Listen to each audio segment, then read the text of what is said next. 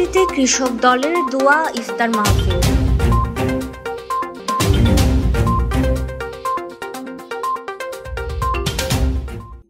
রাঙামাটিতে কৃষক দলের কারা নির্যাতিত নেতাকর্মীদের সম্মানে দোয়া ও ইফতার মাহফিল অনুষ্ঠিত হয়েছে।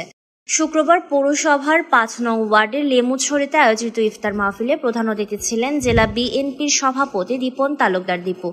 এতে জেলা কৃষক দলের সভাপতি অলোকপ্রিয় চৌধুরী রিন্টুর সভাপতিত্ব, সাধারণ সম্পাদক রবিউল হোসেন বাবলুর সঞ্চালনায় জেলা বিএনপি সাধারণ সম্পাদক অ্যাডভোকেট মামুনুর রশিদ মামুন, সহ সভাপতি বাবুল আলী সহ কৃষি বিষয়ক সম্পাদক সলিম উদ্দিন বাহারি, জেলা কৃষক দলের সাংগঠনিক সম্পাদক প্রিয়তোষ দাওয়ান সহ বিএনপি ও কৃষক দলের বিভিন্ন স্তরের নেতৃবৃন্দ উপস্থিত ছিলেন। অনুষ্ঠানে ২ মাস ২১ দিন দীর্ঘ কারাগারে থাকা পৌর কৃষক দলের সাধারণ সম্পাদক আল মামুনকে ফুল দিয়ে বরণ করে নেন অতিথিরা। ইফতারের পূর্বে বেগম খালেদা জিয়ার মুক্তি সহ দেশ ও জাতির কল্যাণে বিশেষ দোয়া মোনাজাত করা হয়। Desk report, CHT TV।